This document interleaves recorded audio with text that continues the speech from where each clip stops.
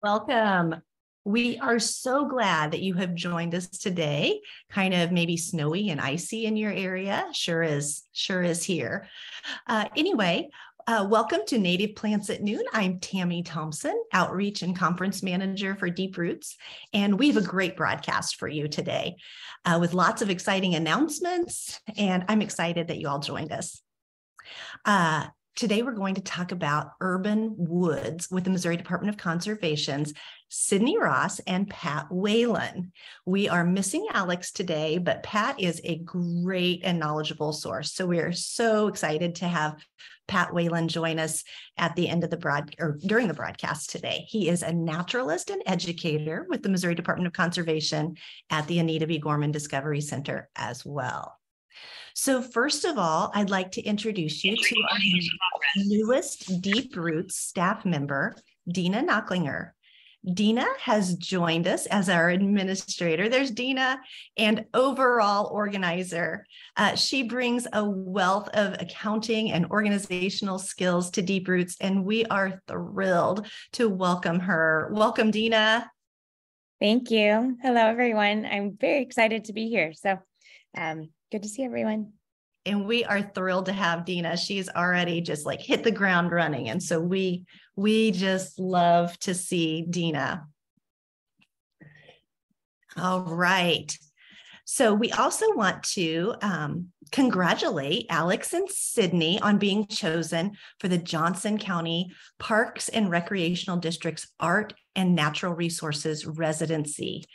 During their residency, they will focus their work on prairie restoration at Kill Creek Park and create a temporary art piece at the site. So we're so excited to congratulate both Alex and Cydney on this amazing accomplishment. We are so excited to see what they come up with, because we know they are just have no lack of experience and creativity. So congratulations to both of you.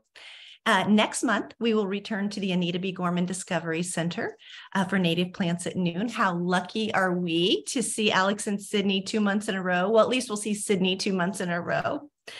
So during the program today, if you have questions, please note those in the Q&A tool on Zoom, and we'll get to as many of those as we can. I'll be using the chat feature to pop in the chat the plants mentioned, trees mentioned today, and any links that we're going to share.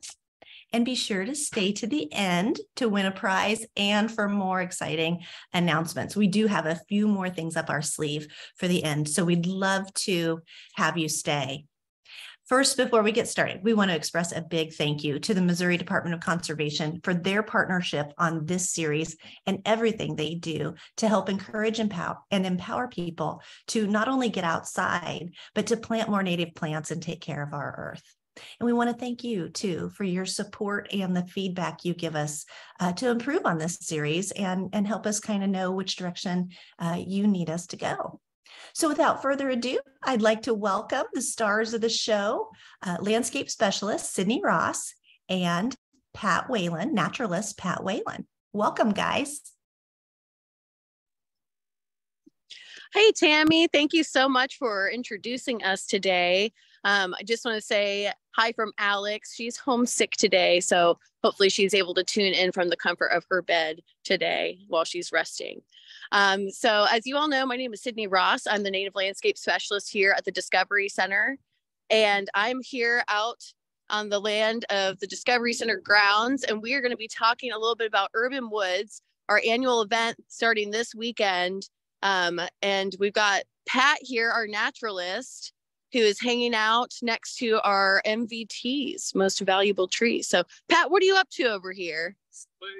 Wood. All right, I'm gonna get a closer look at what he's got going on. Here we go.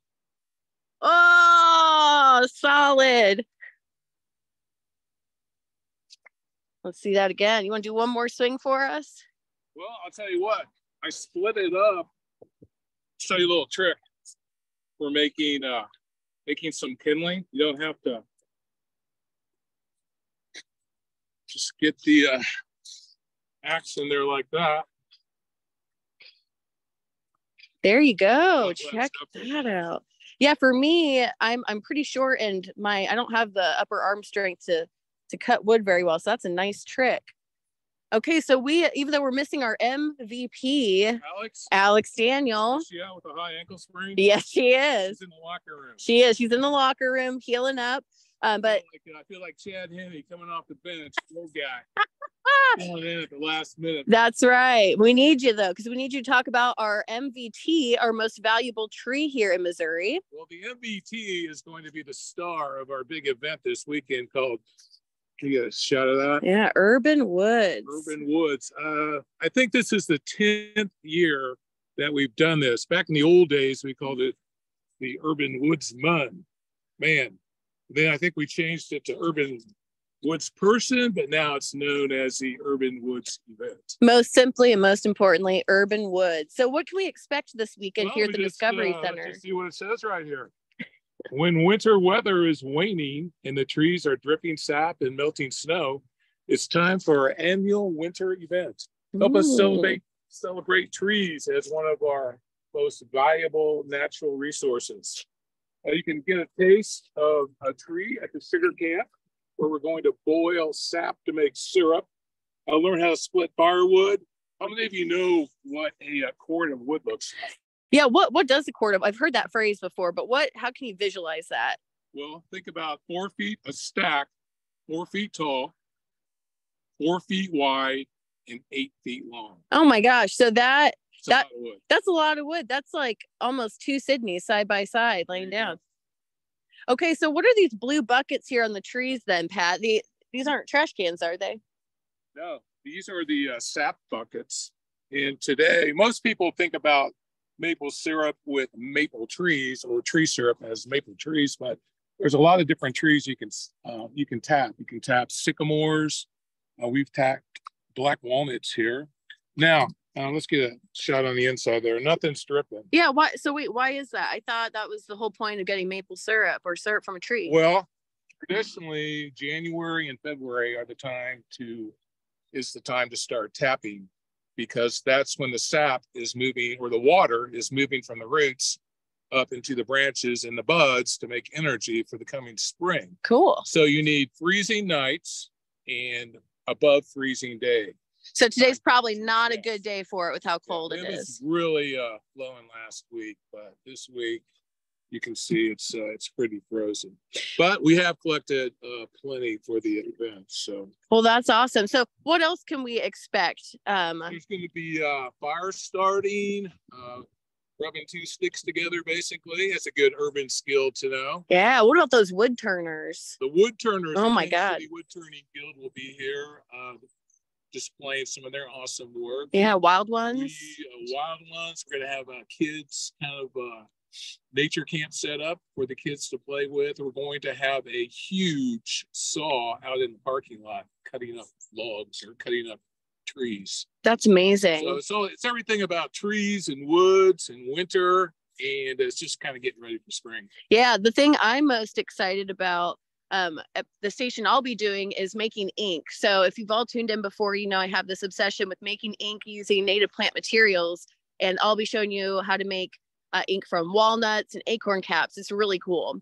Yeah. And then there's another thing that actually Alex will be leading if she's not sick, is the cordage. Right. So could we go walk over here? Because with cordage, it's the art of making rope from plant material, and we have just what we need out here in the prairie, don't we? Yeah, let's follow you. Okay. So as you can all see, it's cold and icy here at the Discovery Center. But hey, we need those freezing temps so that some seeds need it to break dormancy. I know, even the grass is slick. Careful out there, y'all. Okay, so here is our Rattlesnake Master. And, you know, our beds here are looking a little sad because of all the weight we had from that wet snow. And now the ice is laying on everything, kind of pushing it down.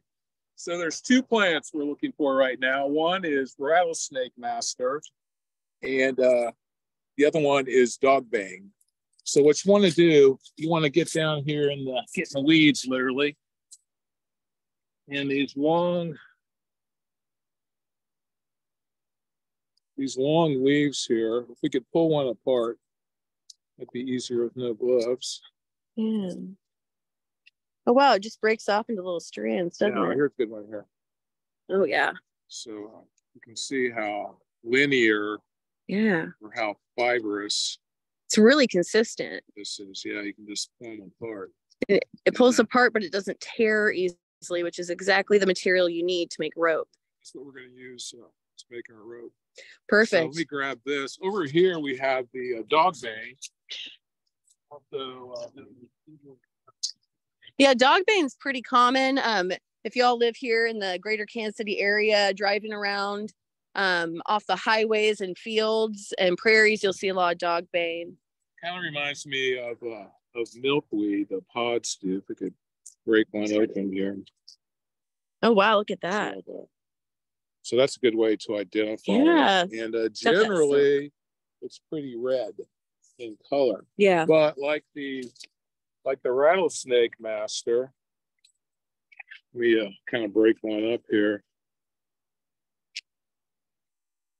It's very fibrous. And wow. So that's what you're peeling off these fibers. That's what you're going to use to make your cordage or rope. That's so cool. I read an article recently. They found one of the oldest pairs of slippers made, sandals made from Rattlesnake Master. Yeah, it was in North America. Yeah, really, yeah. I think it was like it's in North America for sure. Yeah, it's like 8,000 years old. That's so amazing. And it was made from rattlesnake. Yeah. So these plants that you see here, you know, if you know where we're at the Discovery Center, notice there's no trees right above these plants. So these are prairie species, meaning they're going to need full sun in order to be happy. So 8 hours plus will help them stand up straight. Something you can tell with your native plants, especially your prairie species, is if they're leaning or flopping, one of the issues could be it's not getting enough sun potentially. So keep an eye out for that this year. Yeah, I'm cold. I don't know about you. So let's. It's so icy out here, y'all, that it's really slick on the mulch. So be careful. Thankfully, the sidewalks aren't that bad yet. But as we walk up and head inside to look at some of the ink making possibilities, I want to go ahead and see if our audience has any questions, whether it's about urban woods or about native plants in general. Good shot of the maple tree. Oh yeah, check it out. So yeah, some other trees that we're tapping are silver maple, box elder, sugar maple. Oh yeah. Y'all, have you ever had sycamore syrup? I haven't. I'm real curious about it. I don't know if you can see all the way over there. I call it sycamore trees, the ghost of the woods, because you can always see them standing out. I love them. So Tammy, if we have any questions. We had some technical difficulties, so we had some questions in there regarding not seeing our video. We hope those have been resolved, but Caroline actually has a really good question. Where do you get equipment for tapping sap on trees? That's a really great question. Where do we get equipment for tapping our trees? So if you come out this weekend. That would be a great reason to come by. Yeah, Steve Jacobson, our site, one of our assistant supervisors here is going to be in charge of that, but we can have all the equipment out. We'll have all the equipment out to show you how to use it. And then what we can do is also include a link in the resources to you all with recommendation. Because I don't know, I'm not a tree tapper myself, but that's a great question. That surprises me. And then Ash asked, when is the best time to tap trees in greater Kansas City? I think the best time is January and February. So that's, again, kind of what Pat was saying, how the daytime temps will get warmer and the evening will stay cold and freezing. So it is, that's kind of what you're looking for in terms of tapping trees for maple syrup. Perfect. So while we're here. Okay. And we'll come back. Do you have any more burning questions for us? Yeah. Okay. I can actually take one more question before we jump into ink making, and then we'll have more time for questions too after. Perfect. Christine asks, what species was the bucket on?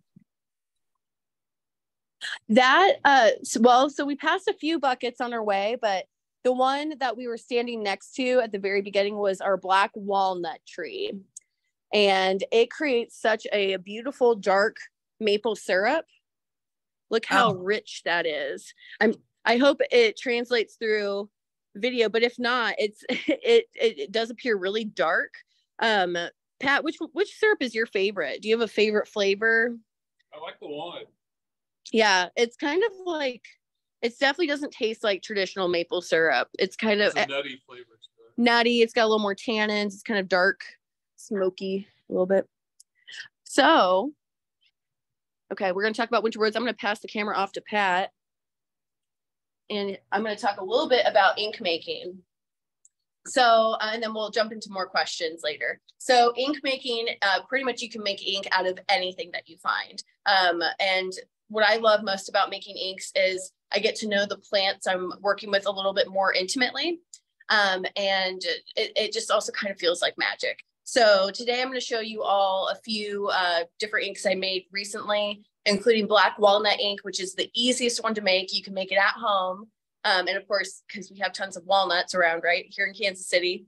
And then I'm also going to show you acorn cap and sumac drupe inks. So over here, I'll start off with the acorn caps. So what I did was you just take a old crock pot and you pour your walnut or your acorn caps into it and cover it with water. And then you add rusty nails. And this just creates a really light gray ink. But the cool thing about ink is that as you work with them, you can cook them down to make them more intense. So this one is very pale. So I'm definitely going to add this one back to my pot, an ink pot today, to make it even darker. But walnut ink here. Oh, wow. Look how intense that color is. So you can write with it, you can draw with it, paint with it. We've been doing a lot of calligraphy. So this is the walnut ink. So I believe Lewis and Clark used walnut ink in their journals 200 years ago. You know, that does not surprise me at all. It's such an accessible material. Yeah. And really what you do for walnuts specifically is you remove the husk from it and you just use the outer part of the walnut. Put it in an old crock pot, one that you're not going to eat out of yourself, cover it with water, cook it down for a couple hours, and then it releases the pigment and the tannins. And the tannins in walnuts actually allow you to dye fabrics and things with it too. And old guys used it to color their hair. Really? Is that right? Well, we'll test it on you this weekend, Pat. Whatever. But yeah, it's one of the easiest inks to make. So try it at home, see what you think. You can also make inks using different processes like fermentation, letting it soak in a jar in the fridge. There's different ways to do it. And it captures the seasonality or the seasons. And I think that's really beautiful about these inks too. And if you know me, I keep a nature journal. So I like to add these moments in there as well. And probably one of the most vibrant inks is the sumac drupe ink. Now this isn't really a wintertime plant per se, but it does make this beautiful red ink, and the drupes or those berries that you see on sumacs will last. That you don't have to freeze them or anything. Those berries just hold on to that color. So as you can see here, it has this nice vibrant red. So the longer you cook your inks, the more intense the color becomes. So as you saw with that acorn ink, it's really pale. So again, I'm gonna take those acorn caps and, oh, I don't think I told you this. You also take little bits of rusty material like old nails. And that's how you get that chemical reaction, which creates the acorn ink color. But anyway, so a lot of these I'll continue to cook down today to increase that intensity of color. So if you want to learn how to make ink here, you can join us this weekend, and I'll be hanging out here in the lobby at the Discovery Center, nerding out a little bit. So, but another cool hands-on activity we'll be doing is our cordage. And Pat is our expert cordage maker, and so is Alex, actually. So Alex will be leading that program this weekend, but I'd love to take over the camera and have Pat show you all how to make cordage real quick using some of our Rattlesnake Master. Okay, this is the plant material that we saw outside. I had gathered some, and the best thing to do is soak it. Get more flavor. So I'll pull out a nice long one. Yeah, that looks good. So some people associate Rattlesnake Master with yucca. I think its scientific name is yuccifolium. That's right. But anyway, it has little barbs on the edge right there. Can you see those? They're not really that sticky. Yeah. But I presume that might be like an anti-browse. Think about its habitat being the prairie and big browsers like bison and elk. That might be kind of a deterrent from getting all your leaves chomped on. Yeah, it probably wouldn't feel good in my teeth. Yeah, first thing you want to do though is, again, we're going to split it. And it even splits better when it's wet. Perfect. We can stand over here so I can get it better. How do my nails look? They look fabulous, Pat. Oh, it's going to be on TV. He is movie ready, movie star ready. Okay, so from what I understand about cordage, I've done it a few times myself, but it's essentially like braiding. It's making rope. Making rope. All right.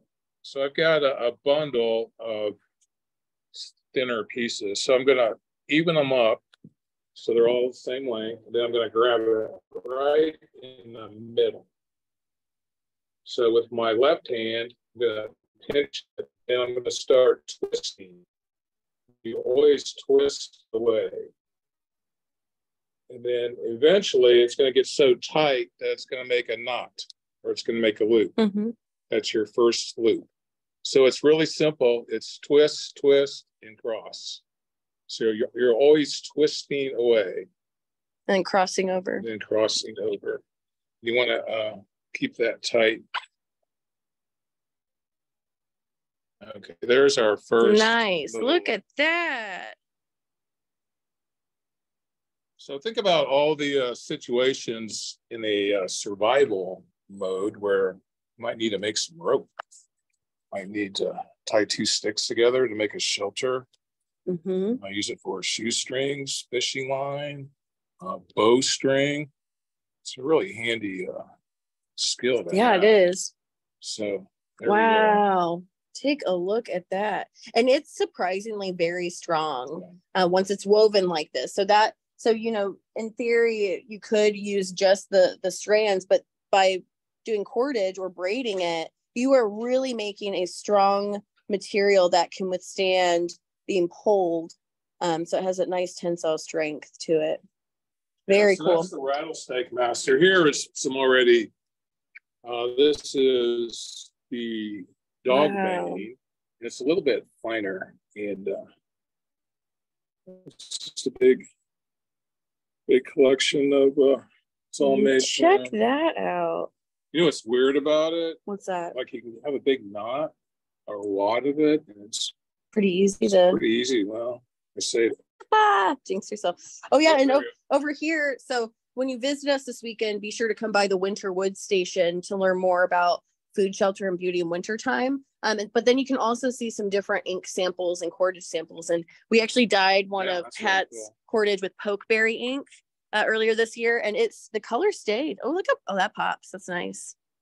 Here's the ink. Yeah, check that out. That is probably the most fun. That's a fun color that came from that pokeberry. Toxic but beautiful.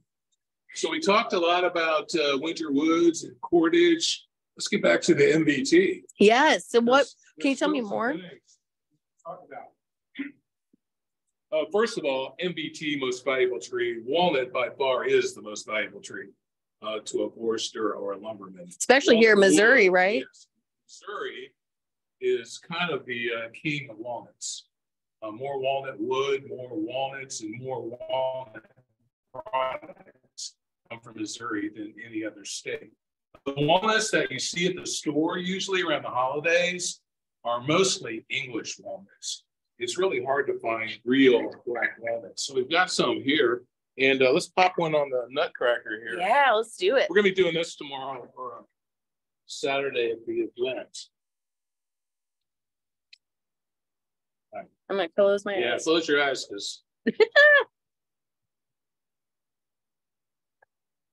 Okay. Let's see what we got there. All right. Let's see. This little piece right there. All right. Let's drop that one. We'll be making some pesto tonight. Yum. Oh, that's a great idea. But if I could squish one up, look how oily they are. Oh, wow. That's just pure fat. And that's why they're so valuable for wildlife, especially squirrels. Makes sense why they're always amazing. I don't know how those squirrels can break into those nuts because the shells are extremely hard. It's one of the hardest organic natural materials around. And it's so hard that industry uses the crust shells as an abrasive. Yep, I was reading about that. That's pretty cool. So there's all kinds of uses. Of course, the wood is beautiful. It's the preferred wood for gun stocks. It's lightweight. It doesn't crack. It doesn't split. It doesn't warp. This is a replica gun stock. Wow. From a Lewis and Clark era. Dang, look how gorgeous that is. Yeah. My great grandpa was a woodworker, and he built his barn out of black walnut and then eventually made clocks and other things from it. Walnut bowl. Oh my God. Let's see where that's from. Native in Missouri. Missouri. Missouri. So the black walnut definitely is Missouri's. MVT. That makes sense. I'm pretty sure that I could find a piece of walnut in every person's house. I bet you could. Knife handles, it could be table furniture, walnut bowls. It really is a valuable wood. Well, that I love Not that. just for us, but for animal wildlife too. That's true. Yeah, it really is. It's the tree that keeps on giving, right? So that's kind of a nice little sneak peek of what to expect this weekend here at the Discovery Center for Urban Woods. So please join us. It's this Saturday from 10 a.m. to 2 p.m. It's free, no registration required. I taste that sap. Pat's getting that sap. Look at that. How's it taste, Pat? Wow, it really is good. I'm ready for some and pancakes. You will get a chance to taste it on some homemade pancakes. That's right. On some homemade what? On homemade pancakes. You'll have to come out, Tammy. Come get some pancakes with us. Yeah, if Saturday's we got a good day. this is the actually what the sap looks like when it comes out of the tree. It actually is, it looks like water. It is water. It is water. But it has about 2% sugar. And if you were to taste it, pretty much tastes like water, but get a little slightly I can't sweet. tell now since He's got his handful of so sugar it already. takes, about 50 gallons of sap, raw sap, to make 1 gallon of walnut syrup. What? That's crazy. Yeah, or 60 to 1, I believe. That's nuts. Maple has more sugar content, so it takes less raw sap. I think it's about 40 gallons to 1 gallon. Okay. Well, we'll leave the math to the experts. And if you want to learn more about it, join us this weekend at the Discovery Center, 10 a.m. to 2 p.m. And with that, Tammy, I want to jump back to you and see if we have any more questions from our audience. We do. We have a few, and we'll just segue right into them. Pam asks where she can buy walnut or sycamore syrup. I don't know. Ooh, I would maybe see if there's any like local. You could probably buy it online. I'm not aware. I'm pretty sure that you could find walnut syrup somewhere. Online. I've never seen it.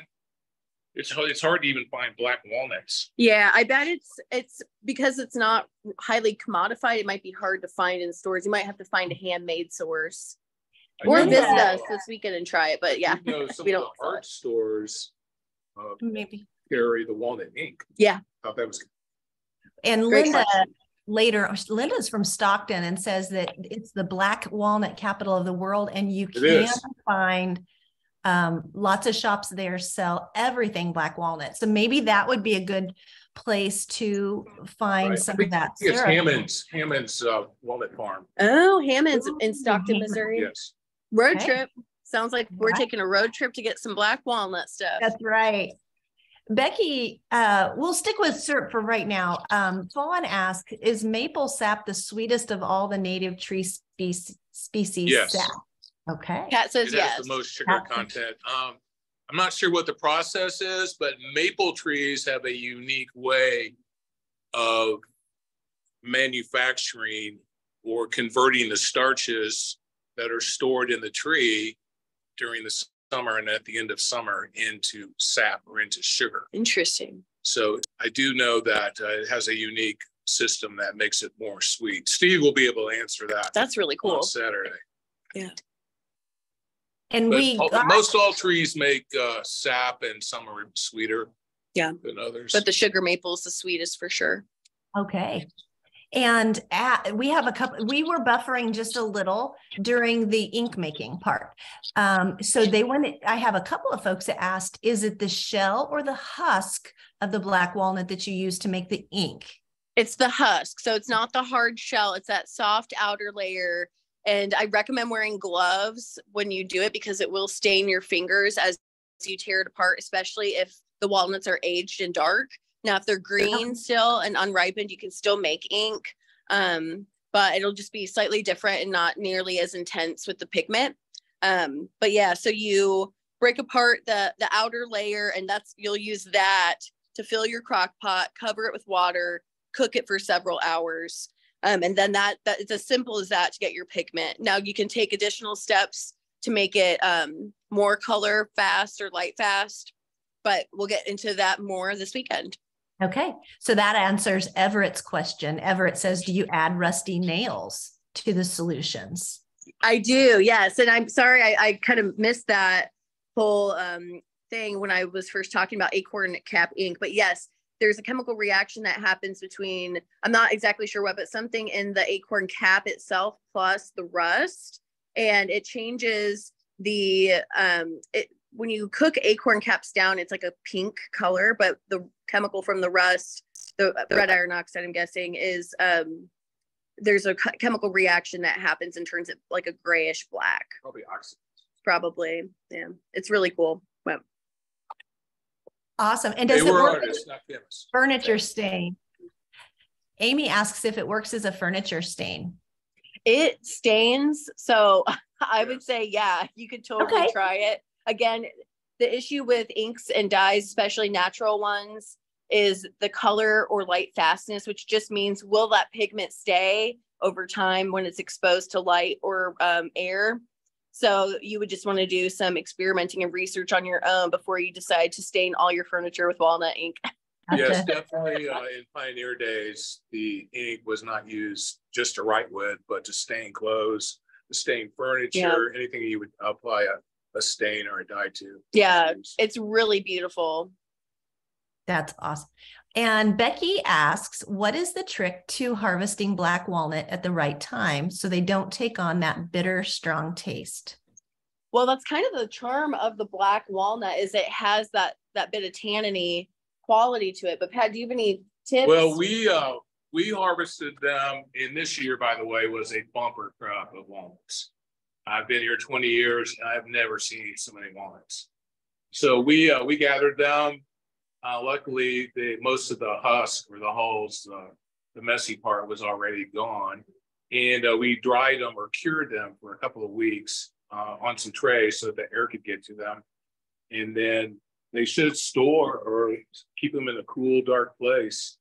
And they will definitely last the entire winter. So they store really well. Yeah. It was a major food source for Native Americans. And back in the days, and not just walnuts, but acorns too.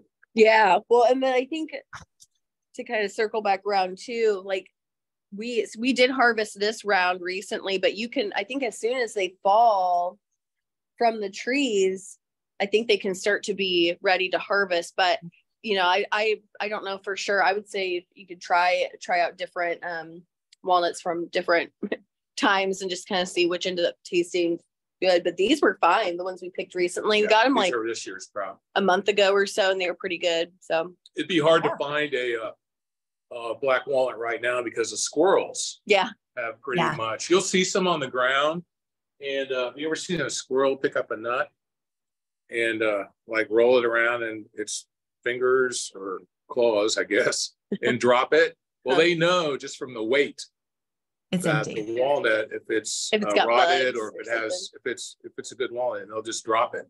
So if you're going to find any walnuts under a walnut tree, they're probably no good. The squirrels have had first pick. Another tip when you're collecting walnuts to avoid any old ones is put them in a bucket, and if they float, they're no good. Oh, That's a really good tip. that's a You can do really that with good hickory tip. nuts too. So if a worm has gotten in there, or It'll they float. just didn't form right and they're not good, they'll float. Just make sure you get that hull or the husk, that outer layer off first Yeah, before you try to float them, because I think they probably will would float. be likely to float if they have that outer layer on. Yeah. Yeah, that's All a right. great And question. then we have one last question related, and it's on the fiber, on the cordage. Valerie and Karen both asked, how do you add in more fiber? So if To you're, make a longer rope? yeah. Okay, that's a great question. That's a great question. Let me grab. Let's see, I'm going to flip the camera back around. So, Okay. Yeah. So you noticed when I started it, I grabbed it in the middle. yeah. If I would have made it uneven, Then it would have been then I would longer. have had a tail on one side. And Okay. then you have to roll the next batch into that to extend Oh, it before you twist it. that's cool. Okay. Yeah. Does that, so, okay. So grab from the middle, initially you make one side slightly longer so that you can incorporate the next batch So when into you get to a certain point, then you just roll that. together, and then you can You start can do it on your pants braiding. too. You just kind of like roll the new part into it. That's And, cool. Yeah, we'll show that. Man, we'll have to see what the longest cordage rope we can make this weekend. I've got one that's about 20 feet long. Oh my gosh. Oh, wow. That's outstanding. Well, That's I think it's amazing. about time for us to start our sign off. We have some exciting things going on. We'll wish Alex well, and we will look forward to seeing Alex next time. But Cydney and Pat, you guys knocked it out of the park. This was so interesting. Oh my, Thank that's you. awesome. Thank We you, Pat, for loved it. joining us Hey, today. it was a pleasure. I really enjoyed it. And Hopefully we I'll be get back. Yeah. 4 more hours of Bluebell this Valley. if we can come Saturday. So 4 That's right. hours of getting our questions answered and learning more. That is awesome. And thank you to our audience for their insightful questions as well. Thank you so much, Pat. You did great, Pat. Thanks. You know, just awesome. We love learning from new folks. So now it's prize time. And Prize time. now it's prize time. We award a prize to an astute viewer. The winner of this prize will receive a set of native plant note cards by local artist Nancy Waugh. And for those of you not lucky enough to win today, they are available for purchase on our website, deeproots.org. So the quiz question is, and we're going to have you work a little harder this time and put your answer in the chat. The question is, name 3 of the trees discussed during today's broadcast. You don't have to do just the general name, not the horticulture name necessarily. And we will choose one lucky winner from all of the right ones. So go ahead and put your answers in the chat. And as we start to close out, I'm going to share my screen. Hopefully everyone can see it this time. I apologize. It looked like some folks were having some trouble with our screen earlier. So thank you for joining us today for Native Plants at Noon with the Missouri Department of Conservation. I'd like to let you know about some exciting announcements and upcoming events. First of all, we would like to announce that Cydney Ross will be joining Deep Roots on staff in a cooperative position with the Missouri Department of Conservation. Cydney is going to help Deep Roots lead many of our volunteer events and outdoor education opportunities and initiatives. We are thrilled. I can't tell you how much it means to us to have Cydney join us, but don't fear. She is still going to be a valued and treasured member of the MDC team as well. So she's going to wear a couple of hats. So Cydney, I'll give you just a minute or two to talk about your role. Thank you so much, Tammy. I am so thrilled to be the new outdoor education program manager for Deep Roots and MDC. It's an exciting cooperative position, and I'm just so grateful to have the opportunity to bring more diverse and inclusive programming to Kansas City that focuses on native plants and our community. So it really means a lot to me, and I look forward to continuing to host Native Plants at Noon with my partner in life and love, Alex Daniel, and just continue to do some more awesome things with you all. So thank you for the opportunity and the privilege. It's truly. We are thrilled. And I know our audience is as well. We're just excited to have Cydney. I know everyone at Native Plants at Noon is excited to have Cydney too. And the great news is you're just going to get to see more of her. So that's it's right. Wonderful. I actually, one more thing I remembered I wanted to say too is in my new role, I'm also going to be leading some really exciting volunteer work days here at the Discovery Center for our Deep Roots garden bed. And our first work day is going to be on Thursday, March 2nd. So I would love for you to join me and come work with me in our Deep Roots garden bed just for an hour or so on Thursday, March 2nd, starting at 5:30 p.m. I believe I got that right. But Tammy will send you the info and the resources. But if you can't come on the 2nd, join me. There's every month, there'll be 3 different opportunities to come work and learn out in the landscape here at the Discovery Center with me. And and I think actually the first few volunteer work days, there might be an opportunity for you to have some plants too. So stay tuned for more info and go ahead and get signed up for those volunteer work days, because teamwork makes the dream work.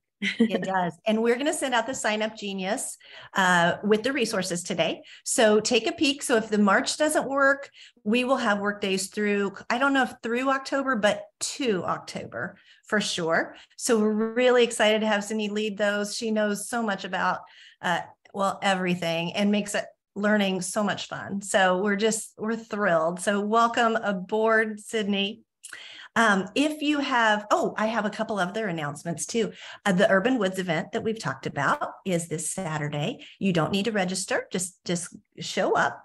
DIY Native Landscape Design is virtual. That's a Missouri Department of Conservation event. That's on February 25th. That is a registration required event. So go to the mdc.mo.gov/events link to sign up for that. And then on March the 2nd, Deep Roots is starting our invasive species discussion in the spring. We are going to have a webinar on removing the invasive calorie pair and why you should. At that time too, we're going to start talking more about our calorie pair buyback event, which will be in April. Just so those of you who have called, we are going to have that event again. We're working out the final details on that, and we will start putting that information out soon. But our kickoff event is that webinar on March 2nd at noon. And then finally, next month on the 16th, we will see you back here for Native Plants at Noon. So if you have missed any of our episodes, you can find all of them at deeproots.org. We record and post each one while you're on our site. If you would consider a donation, we would be so grateful. And so let's announce our winner. The question was, name 3 of the trees discussed during today's broadcast.